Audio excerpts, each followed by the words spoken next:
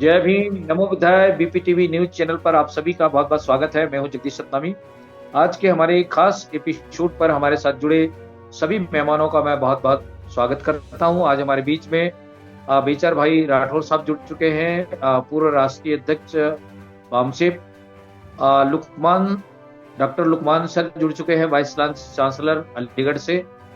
और अशोक डोंगरे साहब जुड़ चुके हैं, उनका भी बहुत बहुत स्वागत। पूर्व आईपीएस विजेंद्र सिंह साहब, उनका भी हम बहुत स्वागत करते हैं। धन्यवाद। मिलिंद भिंगारे साहब जी जुड़ गए हैं, अशोक डोंगरे साहब जुड़ गए हैं। सभी का स्वागत करते हुए मैं आज की इस परिचर्चा पर सबसे पहले टॉपिक पर ही आना चाहूंगा। आज के परिदृश्य पर आज का जो हमारा खास विषय है, लोकतंत्रात्मक भारत राष्ट्र में आंदोलन क्यों और किस लिए। और आज की इस परिचर्चा पर सबसे पहले मैं विजेंद्र सिंह साहब को आमंत्रित करता हूं कि आज के इस ज्वलंत मुद्दे पर अपनी विचार रखेंगे। विजेंद्र सिंह साहब, बहुत स्वागत है। जय भीम। हाँ, बहुत बहुत धन्यवाद आपका। और आपने मुझे तो ऐसे फील्ड किया है आज जैसे कि आंदोलनकारी मैं रहा हूँ, लेकिन आंदोलन तो मैं कभी शामिल नहीं हुआ। आंदोलनों को डील करने का मौका मिला जी। तो लोकतंत्र का ये स्वाभाविक एक वो है। आंदोलन, लोगों को स्वतंत्रता है, अपनी वाणी की स्वतंत्रता है, अभिव्यक्ति की स्वतंत्रता है। तो जब भी सरकारें नहीं सुनती तो उनको वो एक तरीका आंदोलन चलाना भी है। आंदोलन एक जन जागृति का भी बहुत बड़ा रास्ता है। आंदोलन के जरिए दबाव डाला जा सकता है सरकारों पर। तो ये आंदोलन एक लोकतंत्र की स्वाभाविक और एक एक हिस्सा है। और आज हमारे देश में, हमारे समाज में जो लगातार आंदोलन उठ रहे हैं, उसके पीछे वो जो उम्मीदें हैं जो संविधान ने दी हैं देश के नागरिकों को, जिसमें कि सामाजिक न्याय, आर्थिक न्याय, राजनीतिक न्याय, यानी कि लोकतंत्र की जो प्राण शक्ति है, प्राण वायु है, उसकी गारंटी दी गई है और उनको वायदा किया गया कि ये हर जनता को देंगे। लेकिन अनुभव ये बताता है कि इस देश के कुछ लोगों के लिए तो आजादी साबित हुई हर दृष्टि से, लेकिन एक मेजोरिटी के लोग हैं, उनको वो वंचित रहे हैं अपने मूल अधिकारों से। और इन मूल अधिकारों में बुनियादी जो चीजें हैं, रोटी, कपड़ा, मकान, शिक्षा, चिकित्सा। आदमी आदमी शरीर भी है और आदमी मन भी है। बुद्धि का विकास शिक्षा से होता है, शरीर का विकास स्वस्थ भोजन से होता है। और ये रोटी, कपड़ा, मकान, ये बुनियादी जरूरतें, ये आवश्यकताएं हैं, ये कोई अय्याशी नहीं है। ये व्यक्तित्व के विकास के लिए की बुनियादी शर्तें हैं।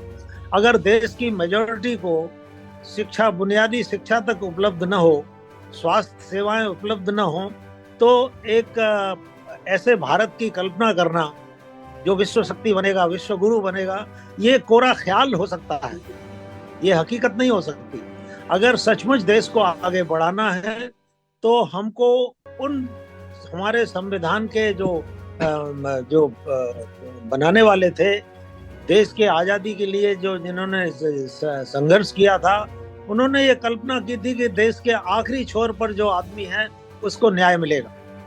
सबसे बड़ा आज आंदोलन आपके देश में चल रहा है किसानों का।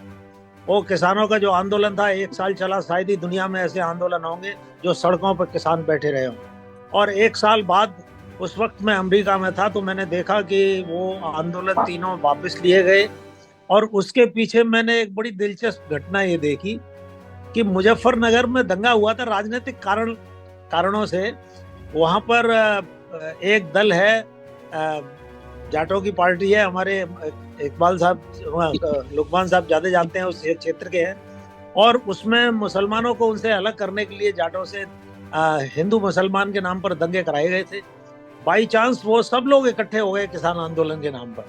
और जब किसान आंदोलन के नाम पर इकट्ठे हो गए तो मुझको लगा कि अभी ये कानून वापिस हो जाएंगे, क्योंकि उत्तर प्रदेश में चुनाव होना था। और तराई बेल्ट में, खासतौर से खीरी वगैरह में कुछ घटनाएं ऐसी हुई थी उस वक्त।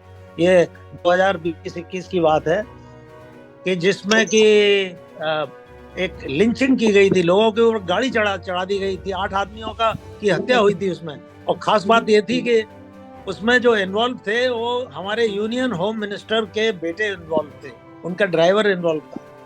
और किसानों ने जो 12 डिमांड आज रखी हैं उनमें एक ये भी है कि उन लोगों को दंड किया जाए। तभी मैंने उसमें देखा कि जो यूनियन होम मिनिस्टर जिनको बनाया गया, कोई मिश्रा जी हैं, अजय मिश्रा जी, वो एक हिस्ट्री सीटर भी रहे हैं। तो मैंने देखा कि भाई ये लोकतंत्र में जो अपराधीकरण हुआ है राजनीति का, ये सबसे बड़ा अवरोध है लोगों को सामाजिक न्याय दिलाने में। विषमताएं तो बढ़ रही हैं, विषमता अपने आप में रोग है समाज का। जिस समाज में विषमता है, जिस समाज में समता नहीं है, उसमें न्याय कभी मिल नहीं सकता। तो न्याय की बातें अगर करनी है तो इसका संतुलन बना करके रखना पड़ेगा। तो ये मैंने देखा कि उस वक्त जब दबाव पड़ा लोगों का और ये लगा कि भाई ये यूपी में कहीं चुनाव हार ना जाए, और यूपी हृदय स्थल है राजनीति की, गति राजनीति को दिशा देता है। अगर यूपी में लूज कर गए होते तो ये बड़ी समस्या होती है ऑल इंडिया लेवल पर। तो मेरे ख्याल से राजनीतिक दबाव के कारण उस वक्त 3 कानून तो वापस कर दिए थे, लेकिन जो बुनियादी बात थी एमएसपी जिसे कहते हैं, मिनिमम सपोर्ट प्राइस, आप देखते हैं कि पूंजीपति जो है वो अपने जो प्रोडक्ट करते हैं वो 1 रुपए की चीज को 100 रुपए में भी बेच सकता है, दिखाता है। किसान को सिर्फ 1.5 गुना मांग रहा है स्वामीनाथन कमीशन, और उसके लिए ये बातें हो रही है कि सब पूरी इकोनॉमी फेल हो जाएगी अगर ऐसा कर दिया। तो भाई किसान तो देश की रीढ़ की हड्डी है। अब सवाल ये है कि किसान देश की रीढ़ की हड्डी है, रीढ़ की हड्डी तो मजदूर भी है, और किसान मजदूर में बेसिक अंतर नहीं है कोई, दोनों मेहनत का इंसान है, हलाल की कमाई खाने वाले लोग हैं, मेहनत करके खाते हैं। अगर उन मेहनत करने वालों को जो देश की रोटियां पैदा करते हैं, जो देश का अन्न पैदा करते हैं, और फैक्ट्रियों में जो जरूरत की चीजें पैदा करते हैं, बिजली पैदा करते हैं, तो अगर उनको बुनियादी जरूरतें उनकी पूरी नहीं हुई तो ये देश फिर कैसे तरक्की करेगा? ये हमारे लोगों को बड़े गंभीरता से सोचना चाहिए। और एक ये भी सोचना चाहिए, जब किसान ये सोचते हैं कि हमारे साथ बड़ा भयानक अन्याय हो रहा है, तो क्या ये अन्याय देश के मजदूरों के साथ नहीं हो रहा? क्या ये अन्याय शेड्यूल ट्राइब के लोगों के साथ नहीं हो रहा? क्या माइनॉरिटीज को अनावश्यक रूप से टारगेट नहीं बनाया जा रहा? आज हिंदू मुसलमान के नाम पर एक भयंकर असुरक्षा फैलाई गई है, लिंचिंग की जा रही है, फ्रिज में मांस देखा जा रहा है, ये गाय का है। आप जातिवाद, सांप्रदायिकता, भ्रष्टाचार, अपराधीकरण, ये लोकतंत्र की एक पहचान बन गए हैं। तो ये बड़ा गंभीर मसला है। अगर हम लोगों में जो बुद्धिजीवी हैं, अगर ये वो सवाल उठाते हैं कि भाई लोकतंत्र खतरे में है या देश का संविधान खतरे में है, तो ये बड़ी जायज बात लगती है। आपने देखा सन 80 के दशक में मंडल कमीशन आया था। मंडल कमीशन भी एक आंदोलन का ही परिणाम था, और वो आंदोलन था सामाजिक न्याय के लिए, वो आंदोलन था भागीदारी के लिए, और वो भागीदारी 10-20% की नहीं। मंडल कमीशन ने बताया कि बैकवर्ड क्लास करीब 52%। तो आपने देखा 10 साल तक तो वो ऐसी कोर्ट में उलझा रहा मामला। फिर जो प्रधानमंत्री थे उस वक्त, उनको कहा कि राजा नहीं फकीर है, देश की तकदीर है। उनके जब उन्होंने 27%, आधा ही दिया था, पूरा भी नहीं दिया उसका, तो लोग आत्मदाह करने लगे और नारा लगा कि देश का कलंक है, राजा नहीं जो भी है देश का, लेकिन देश का कलंक उन्हें बता दिया गया। तो ये सामाजिक न्याय के प्रति हमारा समाज कितना जागरूक है, इसकी हमें ये भी देखना चाहिए। और जागरूक नहीं है तो इसकी जिम्मेदारी हमारी कितनी है? मैं उस समय जब ये चल रहा था आंदोलन, तो मैं उत्तर प्रदेश के एक बड़े महत्वपूर्ण जिले में, बलिया जिला, जहाँ से कि अपने हमारे पूर्व प्रधानमंत्री चंद्रशेखर जी हुए हैं, मैंने देखा वहाँ बैकवर्ड क्लास के लोग ही पटरियां उखाड़ रहे थे रेल की, और उनको ये समझाया जा रहा था कि शेड्यूल कास्ट को अब और सरकार देने जा रही है 27%। तो हमारे अंदर, हम जिन लोगों को न्याय दिया जाना चाहिए उनके अंदर भी कुछ चेतना होनी चाहिए, और वो चेतना पैदा करने की जिम्मेदारी किसकी है? वो लीडर की है। लीडर पिता की तरह होता है।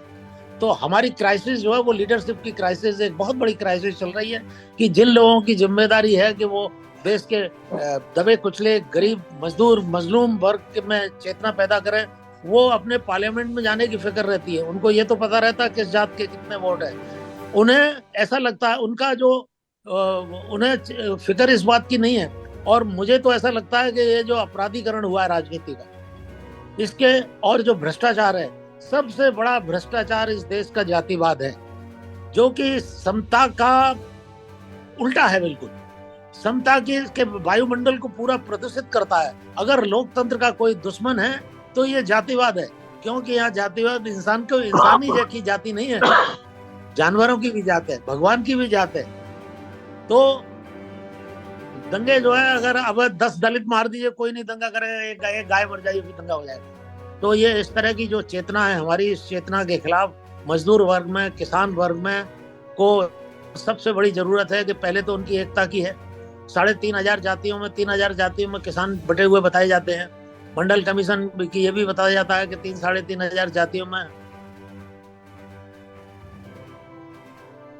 नहीं है, उनमें कोई एकता नहीं है, और उस एकता को खंडित करने के लिए ही ये व्यवस्था बनाई गई है। तो बाबा साहब अम्बेडकर ने जो अपना जो जीवन का लक्ष्य बनाया था, एनिहिलेशन ऑफ कास्ट, जातिवाद का विनाश, जब उन्होंने एक बड़ी महत्वपूर्ण बात में ये कहा था कि देखो ये धर्म नहीं है, जिसे ये हिंदू हिंदू कह रहे हैं, धर्म कह रहे हैं, ये धर्म नहीं है, एक षड्यंत्र है देश के मजदूर और किसानों के खिलाफ। एक ऐसा षड्यंत्र है जो उनको शिक्षा से, सत्ता से, संपत्ति से वंचित करने का षड्यंत्र है। तो मैं साहब, मैं निवेदन ज्यादा नहीं करना चाहता। हमारे वाइस चांसलर साहब हैं, लुकमान साहब, मैं उनके सामने कोई मेरी हैसियत नहीं है ज्ञान के मामले में बोलने की, मगर मैं इतना कह रहा हूँ, ये आंदोलन चलने ही चाहिए। और देश की एक ग्रीड में और नीड में फर्क किया जाना चाहिए। आम जनता की अगर नीड पूरी नहीं होगी और शिक्षा का, स्वास्थ्य की सेवाओं को सस्ता उपलब्ध नहीं कराया जाएगा, रोटी का शामिल हिस्सा है, और कपड़ा तो है ही है, मकान है, लेकिन ये जितना भी आजकल आप सुन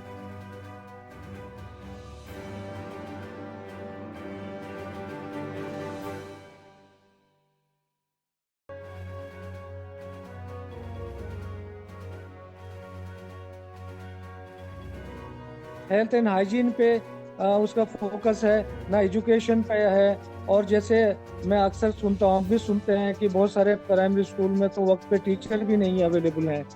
तो मैं और थोड़ा आगे बढ़ा के ये बात इसलिए कह रहा हूँ कि इन सब बातों के बावजूद, इतनी मेहनत के बावजूद, अगर उसको उसकी कीमत, उसके प्रोडक्शन की ठीक से अगर उसको कीमत नहीं मिल रही, तो जाहिर है एहतजाज होगा, प्रोटेस्ट करेंगे, उसको और फर्दर स्ट्राइक भी करेंगे, आंदोलन की शक्ल ले लेंगे, जो हो रहा है। तो मेरा मतलब यह है कहने का कि जो हमारे फार्मर्स है वो बैकबोन है इंडिया की।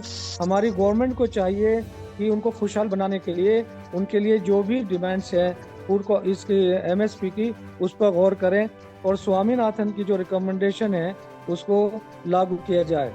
तो मैं 2 बातें और कहूँ इसमें कि जो गांव का माहौल मैं देख रहा हूँ, आप भी समझते होंगे, सब लोग गांव देहात से ताल्लुक रहते हैं। एक तो प्रॉपर एजुकेशन का मसला जो नहीं है, उसके अलावा एम्प्लॉयमेंट की प्रॉब्लम है। गांव देहात के ज्यादातर या तो छोटे मोटी नौकरी करते हैं, क्लर्क हो जाएंगे, पुलिस में चले जाएंगे, इससे ज्यादा इंग्लिश स्कूल नहीं है, तो वो बहुत अच्छे कंपटीशन में नहीं जा पाते। अच्छी उनकी नौकरी नहीं होगी, इनकम नहीं होगी, तो वो किसी की मदद भी नहीं कर पाते। नहीं, लुकमान सर का नेटवर्क में कोई इशू है। मैं अगले आज की इस परिचर्चा को आगे बढ़ाते हुए मोहम्मद इकबाल मिर्जा साहब जो अहमदाबाद से जुड़ रहे हैं, जमाते इस्लामी हिंद से है वो, मैं उनसे आग्रह करूंगा कि आज की इस परिचर्चा पर अपने विचार व्यक्त करेंगे। इकबाल मिर्जा साहब। लोकतंत्र में सरकार जब भी संवैधानिक अपनी जो जिम्मेदारी होती है वो जब नहीं निभाती है और लोगों की जो मूलभूत जरूरत होती है उनकी आवश्यकताओं की पूर्ति नहीं करती, जैसे रोटी, कपड़ा, मकान, जैसे भी बताया लुकमान साहब ने, ऐसे ही रोजगार है, वो सब अगर पूरा नहीं होता है तो आंदोलन स्वाभाविक बन जाता है। और पिछले हम देखेंगे भूतकाल में भी बहुत सारे आंदोलन हुए हैं और उसके बहुत अच्छे सक्सेसफुली चले हैं और उसके रिजल्ट भी मिले हैं। छोटी छोटी बातों में सरकार को गिरते देखा है हमने, महंगाई के मुद्दे पर, करप्शन के मुद्दे पर सरकारें गिरी है, ठीक है। लेकिन अभी जो है हिंदुस्तान में, जहां तक मैं देख पा रहा हूँ, अभी आम हालात नहीं है। ये बहुत ही इमरजेंसी से भी ज्यादा वो हालात हैं। और लोकतंत्र की आड़ में हम देखते हैं कि पूरी सरमुख्तियारशाही चल रही है। आंदोलनों को नाबूद किए जा रहे हैं, उनको मिटाए जा रहे हैं, कर्मशीलों को मारा और डराया जा रहा है, धमकाया जा रहा है, उनको जेलों में डाला जा रहा है। तो मेरा कहने का मतलब ये है कि ये आम स्थिति नहीं है अभी। आम स्थिति में ठीक है, हम नॉर्मल आंदोलन चलाए और सरकारें गिर जाए, ऐसा अभी मुमकिन लगता नहीं है। तो इसके लिए तो वो कहते हैं ना कि डर के आगे जीत है। लोगों का जो डर है, कर्मशीलों का जो डर है, संगठनों का जो डर है, वो निकालना पड़ेगा और सभी संगठित होंगे, सक्रिय होंगे। और कुर्बानी देने की जब तक वो नहीं होगी, वहां तक आंदोलन सफल नहीं चले। पिछले 2 आंदोलन बहुत सक्सेसफुल चले हैं, बाकी सबको तो मिटा दिए गए। एक किसान आंदोलन है और एक एनआरसी और सीए का आंदोलन है जो शाहीन बाग में हुआ था। ये 2 बहुत सक्सेसफुली चले हैं। असल में हमारे जो किसान है बहुत मजबूत है। जैसे अभी बात आई, तो रोड के ऊपर बैठना और इतनी बड़ी तादाद में लेकर आना और खाने पीने और ये सब का नज्म करना और कुर्बानी देना। पिछले आंदोलन में 750 लोग मारे गए हैं और अभी भी कुर्बानी शुरू हो गई। अभी दूसरा जो आंदोलन शुरू हुआ है उसमें, तो जब तक अब जो कर्मशील है और दूसरे जो लोग हैं काम करने में, उनमें ये सब चीजें पाई नहीं जाती कि वो कुर्बानी देने तक के लिए अपने आप को पेश कर सके, आगे आ सके, जेल में जाने की उनकी तैयारी हो, ऐसे लोग अभी हमारे पास बहुत कम बचे हैं। ऐसे आंदोलनकारी बहुत कम बचे हैं। जो भी राजकीय सपोर्ट के तहत जो भी आंदोलन चल रहे हैं, उनको तो बहुत आसानी से खत्म किए जाते हैं। उनके अंदर कोई नैतिकता जैसी चीज ही बची नहीं है, उनको कोई इसका राइट ही नहीं रहा है। अभी मैं मोटे तौर पे देखता हूँ तो जितनी भी चीजें, जो कुछ भी चीजें हो रही है, उसको हम देखा जाए तो 2 हिस्सों में बांट सकते हैं। एक, वो संविधान के खिलाफ जितनी भी चीजें हो रही हैं, वो सब देखा जाए तो संविधान का उल्लंघन है। तो लोगों को कैसे जोड़ना, अब जैसे किसान आंदोलन में किसान जुड़ जाते हैं, दूसरे लोग नहीं जुड़ते हैं। सीए एनआरसी है तो उसमें लघुमती है, वो जुड़ जाती है, दूसरे लोग नहीं जुड़ते हैं।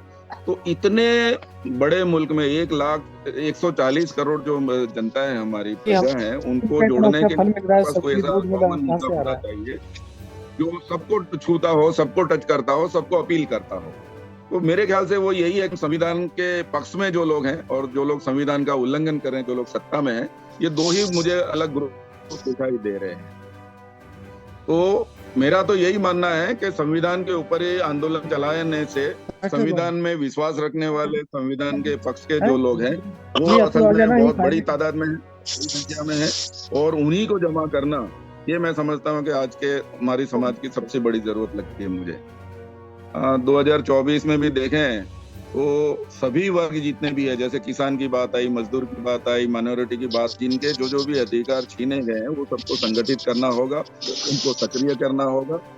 वो एक तो नैरेटिव बनाना होगा। एक ये जो बड़ा मिथ चला आ रहा है कि आएगा तो मोदी ही, ये जो मिथ है, इसको अगर हम मिलकर तोड़ पाए तभी ये हमारी जीत होगी। इस जो 2024 है उसमें हमको देखना यह है कि लोकतंत्र जीतेगा, जनता जीतेगी या हारेगी, लोकतंत्र जीतेगा या हारेगा। हमको कांग्रेस बीजेपी का ये नहीं बनाना है, बल्कि ये जनता और सरकार के बीच का हमको ये मुकाबला बनाना चाहिए, तभी जाके हम इसमें कुछ कर पाएंगे। तो एक बहुत बड़े आंदोलन की आउट ऑफ बॉक्स जाकर लोगों को जेल भरो आंदोलन, कोई डर ना हो और लोग बेखौफ होकर बाहर निकलें, ऐसे मुद्दे को लेकर जब तक हम हमारी बड़ी आवाम को संगठित नहीं करेंगे, सक्रिय नहीं करेंगे, वहां तक मुझे कुछ दिखाई नहीं देगा। एक संविधान ही एक ऐसा मुझे मुद्दा नजर आता है कि जिसकी बिना पर हम लोगों, पूरे हिंदुस्तान की बहुत बड़ी आबादी को और अलग अलग बहुत सारे वर्गों को हम जोड़ सकते हैं। इसके अलावा कोई ऐसा मुद्दा नहीं है। सब मुद्दों को जो अभी सरकार है, सरमुख्तियारशाही, उसने तोड़ के रख दिया है, उनकी कमर तोड़ दी है। कोई उनके सामने खड़े रहने की हिम्मत नहीं कर पा रहा है।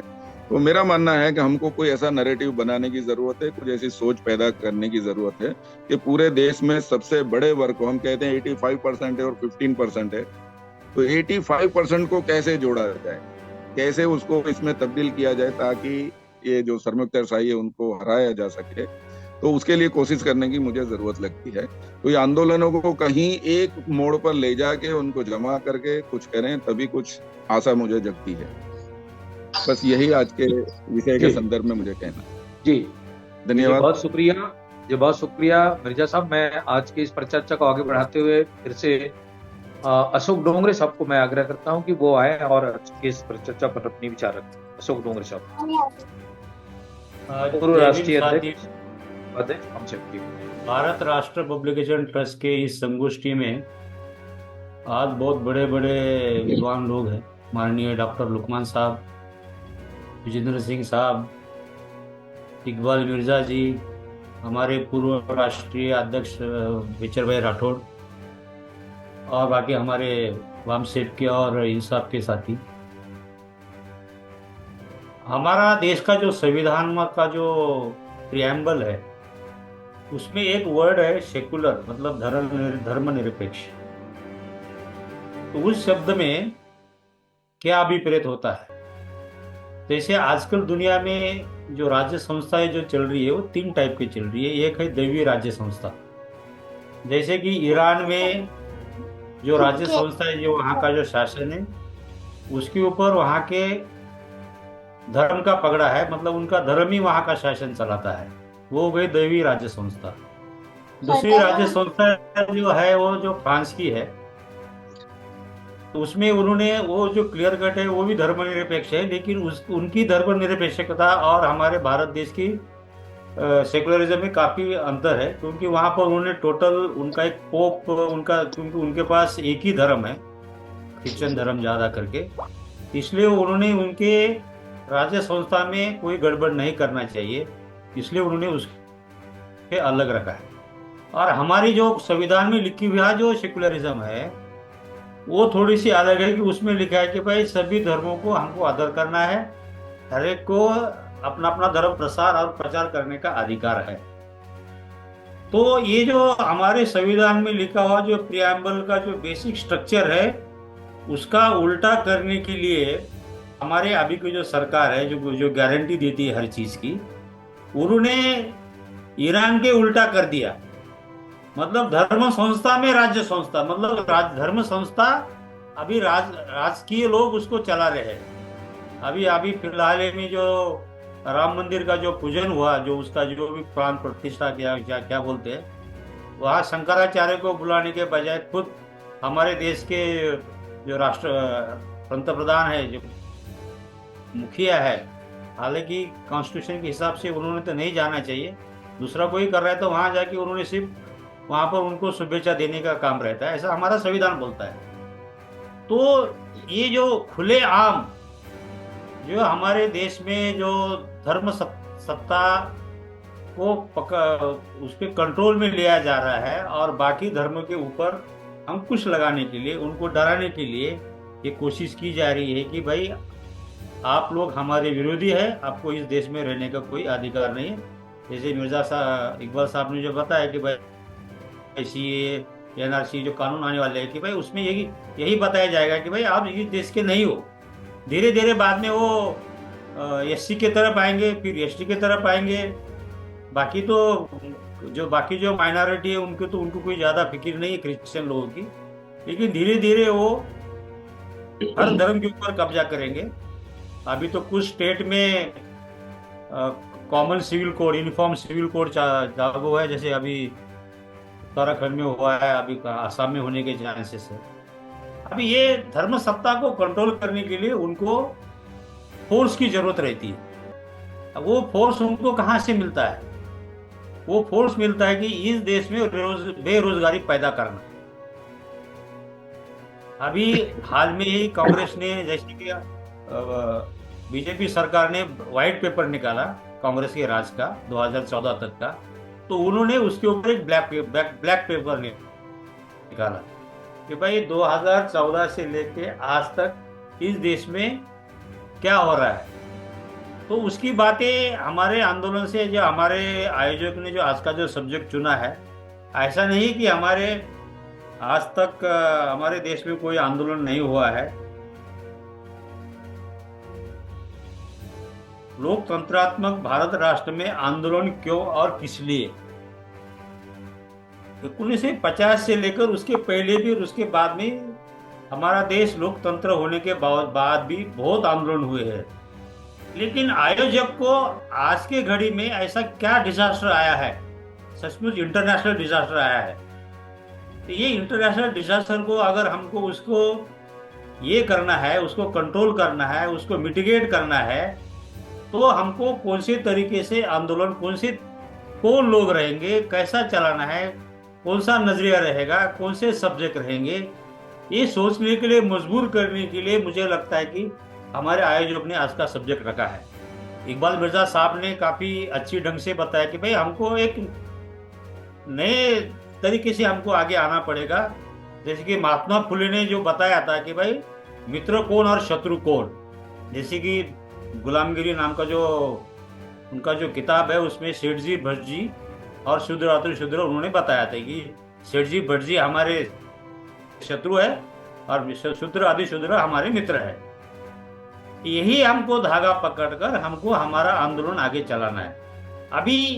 अभी गए अगर हम देखा जाए 2000 में 2012 में अगर देखा जाए तो करीबन हमारे देश की बेरोजगारी करीबन 1 करोड़ लोग बेरोजगार थे, मुझे पढ़े लिखे लोगों की बात कर रहा हूँ मैं, और 2022 में बढ़कर करीबन 4 करोड़ हो गए बेरोजगार।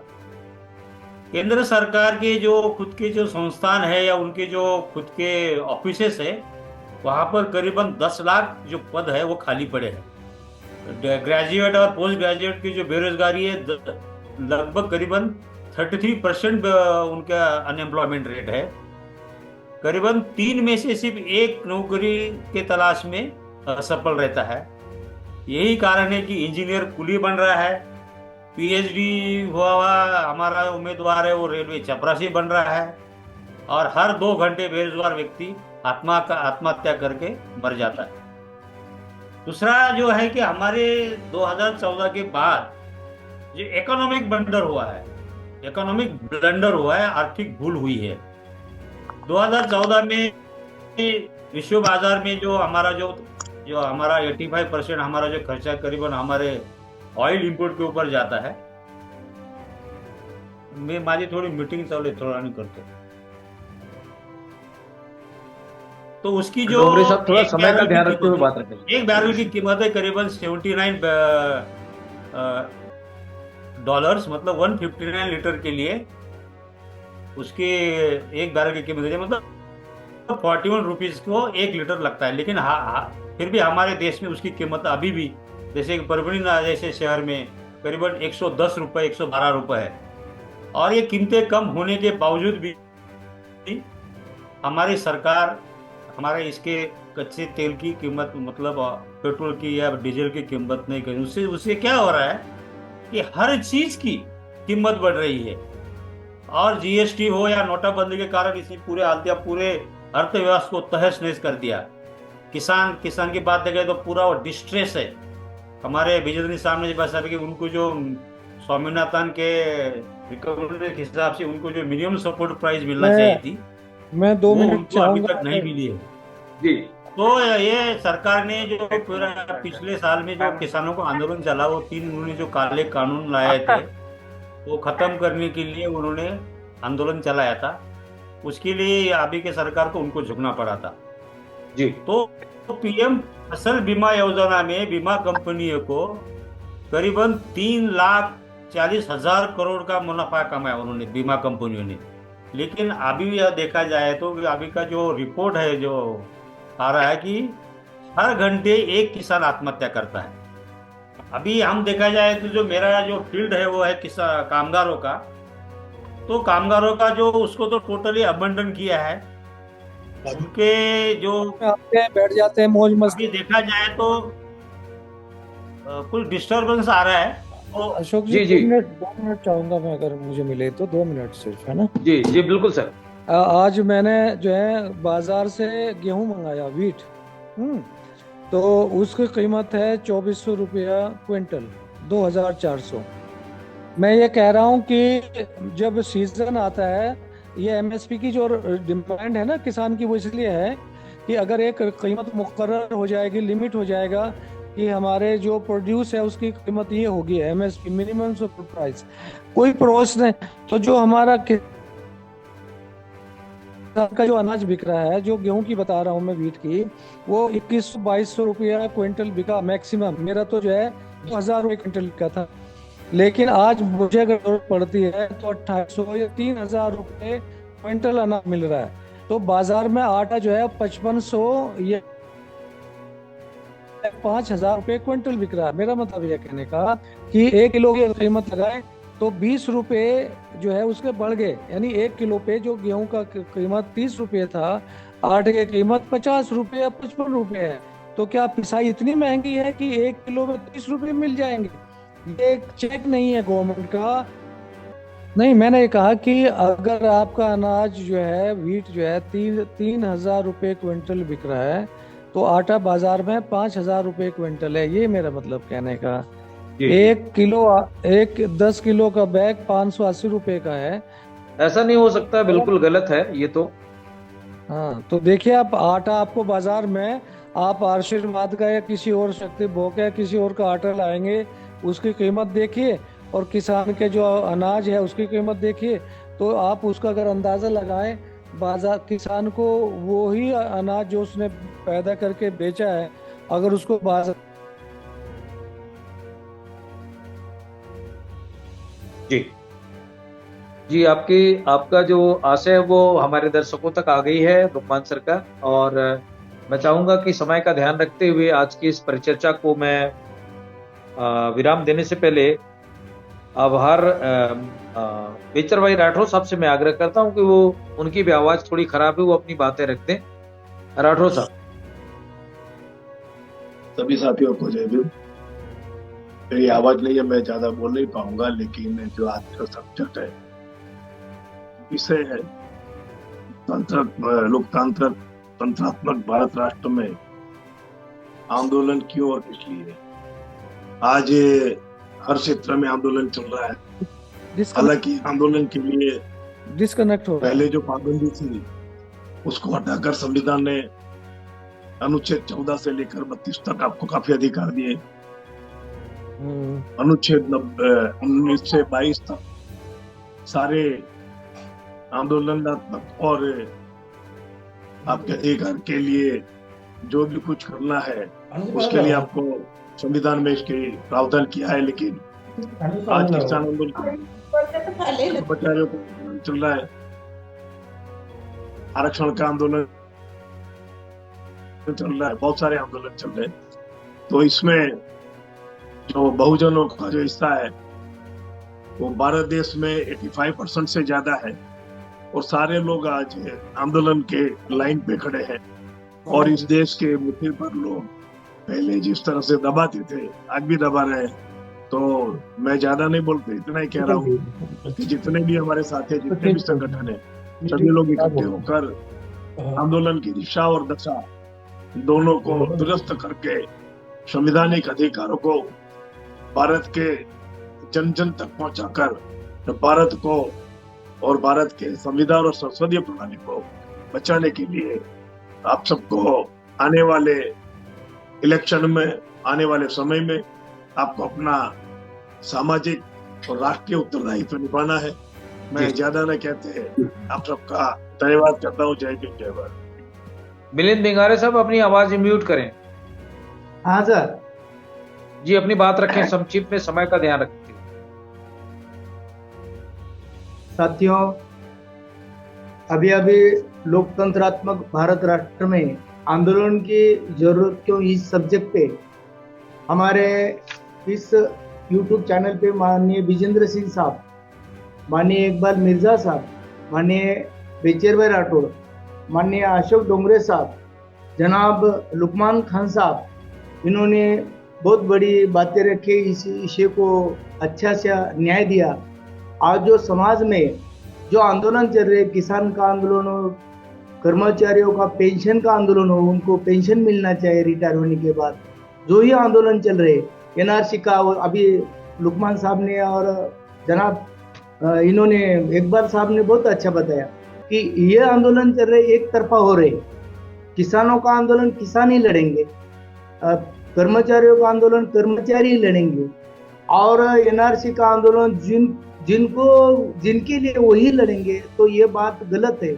लोकशाही में अगर लोकशाही प्रजातंत्र को बचाना है तो हमें सब मिलजुल के लोकशाही को बचाने के लिए हमें सब इकट्ठा होकर इस आंदोलन के माध्यम से लोकशाही को, लोकतंत्र को बचाना होगा, ऐसा मुझे लगता है। तो मैं मेरी बात यहीं समाप्त करता हूँ। जय भीम। जी, बहुत शुक्रिया। जय भीम भिंगारे सर। मैं रवि कुमार टोके साहब से भी आग्रह करूंगा कि वो समय का ध्यान रखते हुए अपनी बात रखेंगे। रवि कुमार जी। हाँ, धन्यवाद सर।